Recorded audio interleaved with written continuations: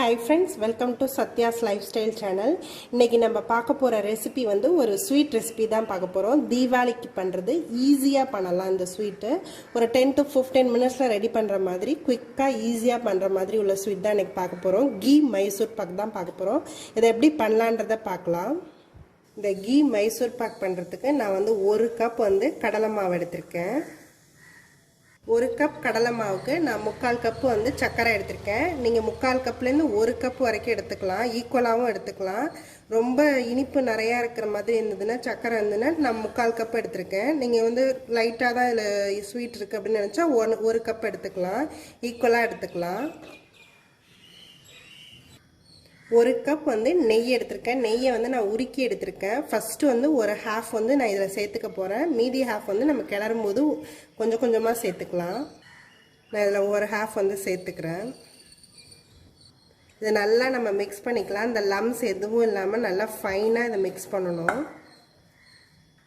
இந்த மாதிரி இதை நல்லா மிக்ஸ் பண்ணி ஃபைனாக மிக்ஸ் பண்ணி வச்சிடணும், லம்ஸ் எதுவும் இல்லாமல். இந்த 1 கப் சுகர் அளந்து வச்சதை இதில் போட்டுக்கிறேன். 3/4 கப்புக்கு தண்ணி ஊற்றிக்கிறேன். இப்போ நம்ம அடுப்பை பற்ற வச்சுக்கலாம்.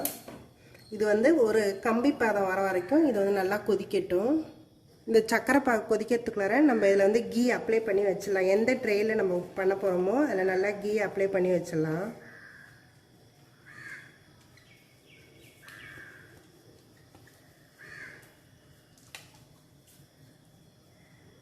இது நல்லா சைடில் எல்லாத்துலேயும் நம்ம அப்ளை பண்ணியாச்சு. இது நல்லா கொதிக்க ஆரம்பிச்சிருச்சு. இப்போ வந்து நான் கொஞ்சமாக மில்க் ஆட் பண்ணிக்கிறேன், ஏதாவது டஸ்ட் இருந்தால் வரணுங்கிறதுக்காக. இந்த டஸ்ட்லாம் இந்த சைடில் வந்துருச்சு. இதை நம்ம அப்படியே எடுத்துடலாம்.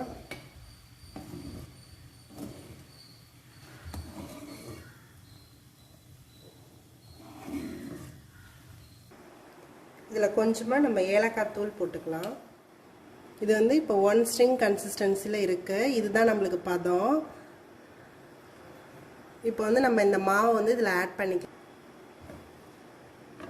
இது வந்து கை விடாமல் கிளறிக்கிட்டே இருக்கணும்.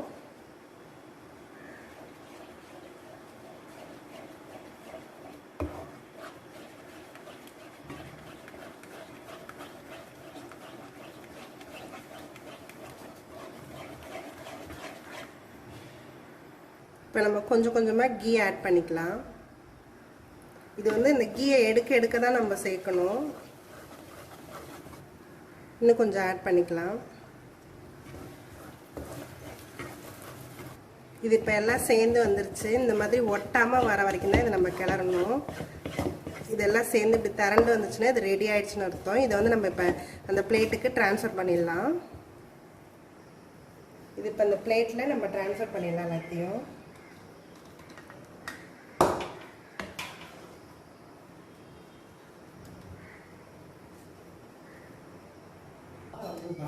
இது வந்து நல்லா ஹீட்டாக இருக்கும் போதே நம்ம இந்த மாதிரி ஒரு ஸ்பூனை வச்சு ப்ரெஸ் பண்ணிடணும், இல்லைன்னா இதுக்கு இதாகிடுச்சுன்னா பண்ண முடியாது. இது வந்து செட் ஆகிறதுக்கு ஒரு 15லேருந்து ஒரு 20 மினிட்ஸ் ஆகும்.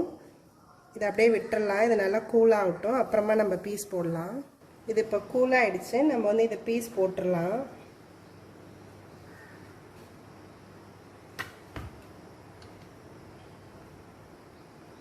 இப்போ நம்ம இது பண்ணிடலாம். இந்த மைசூர் பாக் ரெசிபி ரெடி ஆகிடுச்சு. இது ரொம்ப ஈஸியாக தீபாவளிக்கு பண்ணுற ஸ்வீட்டு. டோட்டலாகவே நம்மளுக்கு ஒரு 15 to 20 மினிட்ஸில் இது ரெடி ஆகிடும். இது நீங்களும் தீபாவளிக்கு உங்கள் வீட்டில் ட்ரை பண்ணி பாருங்கள்.